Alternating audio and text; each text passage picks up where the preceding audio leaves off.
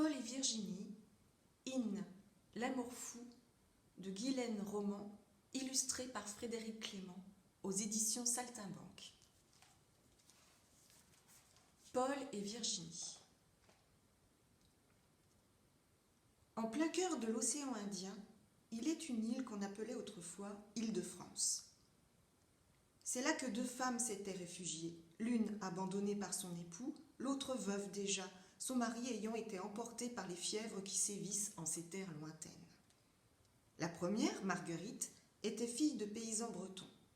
La seconde, issue d'une famille d'aristocrates, se nommait Madame de la Tour. Bien que fort différentes par leur naissance, elles se trouvèrent réunies par le sort et la situation dans laquelle elles se trouvaient. L'une était déjà mère et l'autre le serait bientôt. Avec l'aide de deux esclaves, Marie et Domingue, elles entreprirent de cultiver un vallon peu fertile, niché au pied de montagnes abruptes. Elles trouvèrent dans cette nature sauvage de quoi apaiser leur peine et leur inquiétude.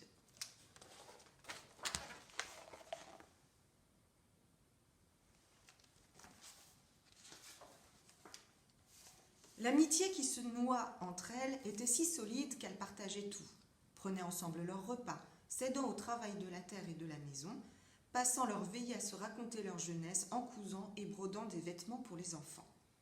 Aussi, quand le bébé de Madame de la Tour vint au monde, les deux femmes décidèrent d'élever ensemble les petits, comme frères et sœurs. Chacun de nous aura ainsi 2 enfants, et chacun de nos enfants aura 2 mères, avait proposé Madame de la Tour. Et il en fut ainsi. Quelques jours à peine après sa naissance, Virginie de la Tour ne parvenait à dormir que dans le même berceau que le petit Paul, blotti joue contre joue, si bien que pendant les premières années de leur vie, ils ne purent jamais s'éloigner l'un de l'autre sans qu'un voile de mélancolie ne vienne assombrir leur visage. À 12 ans, Virginie était une fillette adorable, calme et mesurée dans chacun de ses gestes. Paul, plein d'énergie et sans cesse en mouvement, ne trouvait de repos qu'auprès de cette sœur que le destin lui avait donnée. Madame de la Tour, cependant, s'inquiétait pour l'avenir de sa fille. Qu'allait-elle devenir dans ce pays si reculé, sans le soutien d'un père et sans éducation ? Elle écrivit de nombreuses lettres à une tante très riche qui vivait à Paris, la suppliant de bien vouloir lui venir en aide. Mais celle-ci avait le cœur sec et ne répondit pas aux supplications de sa nièce. Les enfants ne savaient rien des inquiétudes qui dévoraient leur mère. Ils grandissaient dans un bonheur tranquille, entourés d'une nature luxuriante, à peine domestiquée par les efforts de cette famille pleine de courage. Ils gardaient les chèvres, préparaient du fromage, cueillaient les fruits, aidaient à la culture de quelques lopins de céréales dont le surplus était vendu au marché de Port-Louis, la ville voisine. Les repas étaient simples, le plus souvent composés de riz, d'ananas et de mangue, servis dans des feuilles de bananier. Chacun avait à cœur de faire plaisir aux autres, et si Marie et Domingue avaient été esclaves autrefois, ils étaient à présent affranchis et considérés comme des membres essentiels de la famille. Ils partageaient chaque instant de la vie de celles qu'ils considéraient désormais comme leurs amies et plus du tout comme leurs maîtresses. Les enfants ne comprenaient d'ailleurs pas la haine des colons pour les travailleurs noirs de leur plantation. Virginie avait une quinzaine d'années quand elle soigna une esclave en fuite. Elle franchit à pied les montagnes pour supplier le propriétaire de ne pas punir la fugitive, car la brutalité de cet homme était redoutée de tous. Paul l'accompagna. Sur le chemin du retour, ils se perdirent, franchirent des rivières et passèrent une nuit à la belle étoile, dans l'angoisse de ne pas retrouver leur maison. Cette aventure renforça leur complicité qui était déjà grande et permit à Paul de découvrir combien Virginie pouvait être audacieuse et déterminée. Une seule chose semblait terroriser la jeune fille, les vagues puissantes qui s'écrasaient en gerbes mousseuses sur les récifs quand Paul allait se baigner. « Tu me feras mourir de peur, lui disait-elle alors, entre rire et larmes. Ne vois-tu pas le danger ? Ne te crois-tu plus fort que l'océan ?» Paul la serrait dans ses bras pour la rassurer et promettait que jamais, au grand jamais, il ne prendrait le risque de lui faire la moindre peine.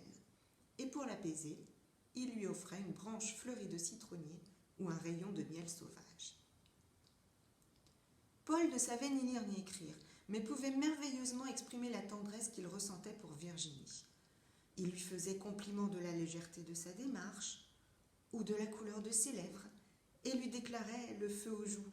« Quand je t'aperçois, Virginie, du haut de la montagne, j'ai l'impression de voir un bouton de rose au milieu de nos vergers. » Ce sont peut-être ces attentions qui, jour après jour, firent naître dans le cœur de la jeune fille un sentiment différent. En quelques semaines, elle perdit son sourire et semblait même par moments agitée d'une fièvre inexplicable. Au grand désespoir de Paul, elle refusait les jeux qu'il lui proposait, fuyait sa présence et ne parvenait plus à le regarder dans les yeux. « Mais que t'arrive-t-il, ma douce Virginie » lui demandait Paul, déçu et blessé par son attitude.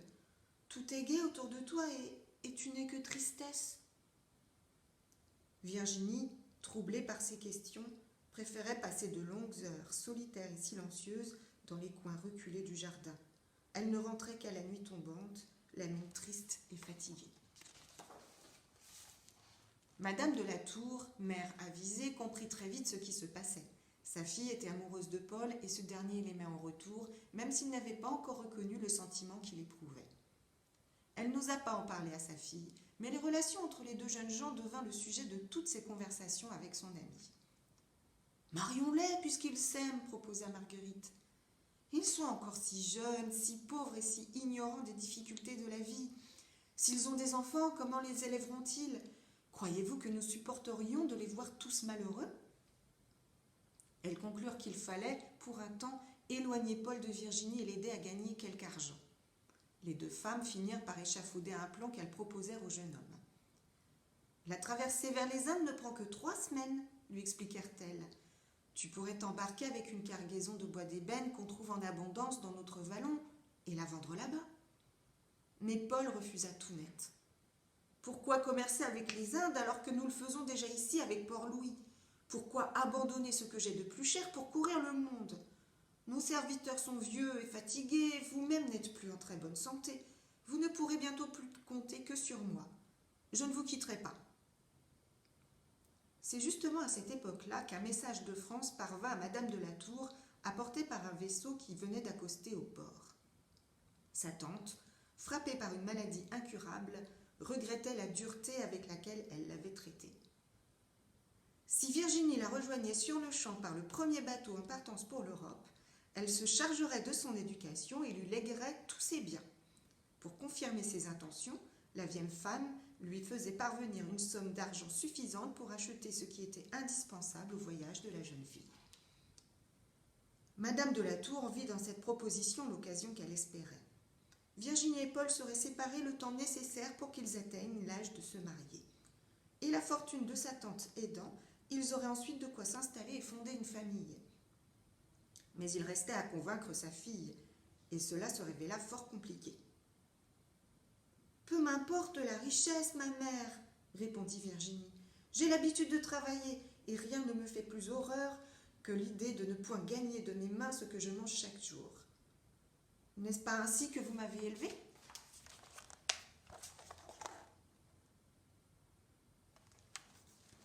Bien sûr, Virginie resta muette sur ce qui la troubla le plus, de voir quitter son cher Paul. Madame de la Tour eut alors l'idée de demander de l'aide au prêtre de Port-Louis. Celui-ci connaissait la sagesse et la bonté de Virginie. Il l'avait souvent vue distribuer aux pauvres les fruits qu'elle avait cueillis et le pain qu'elle avait elle-même pétri.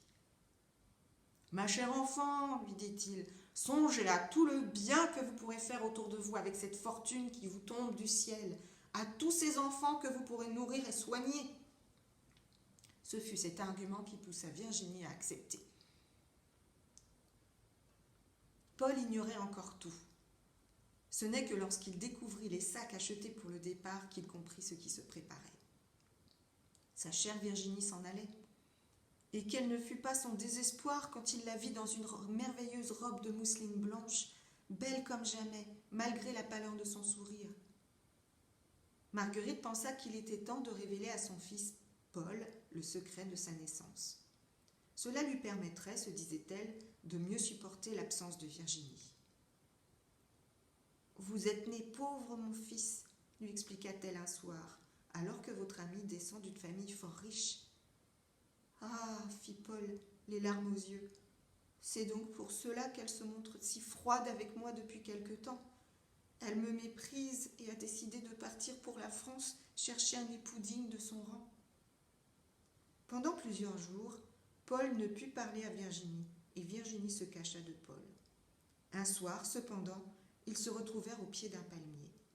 « On me dit, Virginie, que tu pars très bientôt. N'as-tu donc pas peur de confier ta vie à ce terrible océan que tu redoutes tant ? Comment peux-tu abandonner tout ce que tu aimes ? La richesse est-elle donc si importante à tes yeux ?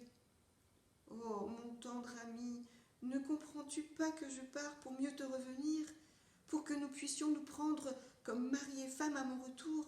Je te le jure, Paul, par le ciel qui m'entend. » Et dès le lendemain, un vent favorable s'étant levé, Virginie embarqua pour l'Europe. Le pauvre Paul, le cœur déchiré, escalada les rochers pour suivre des yeux le bateau qui emportait sa bien-aimée. Il resta là de longues heures, dans les rafales qui séchaient ses larmes, jusqu'à ce que le vaisseau ne soit plus qu'un point à l'horizon. Les mois suivants furent bien mélancoliques. Les premiers temps, Paul collectionna de menus objets que Virginie avait touchés. Une tasse en noix de coco dans laquelle elle avait bu, un ruban qu'elle avait mis à ses cheveux, le dernier bouquet qu'elle avait cueilli. Puis, pour tenter d'oublier sa tristesse, il consacra toute son énergie au travail des champs. Le soir, à la lumière d'une lampe à huile, il apprenait à lire et à écrire, car il attendait avec impatience les courriers venus de France.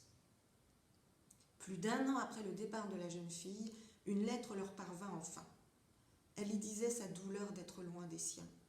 Mais une chose surtout inquiéta Paul. Une méchante rumeur se répandait sur l'île. Virginie allait se marier avec un homme riche que sa tante lui avait choisi. Paul, d'abord, ne voulut pas croire l'affreuse nouvelle, mais les regards des habitants de la ville, tantôt moqueurs, tantôt apitoyés, finirent par le faire douter. Virginie l'avait-elle oublié ? Le 24 décembre 1744, date de triste mémoire, Paul aperçut, hissé au sommet de la montagne, le drapeau blanc qui annonçait l'arrivée d'un bateau. Il courut au port pour savoir s'il n'apportait pas de nouvelles de sa bien-aimée.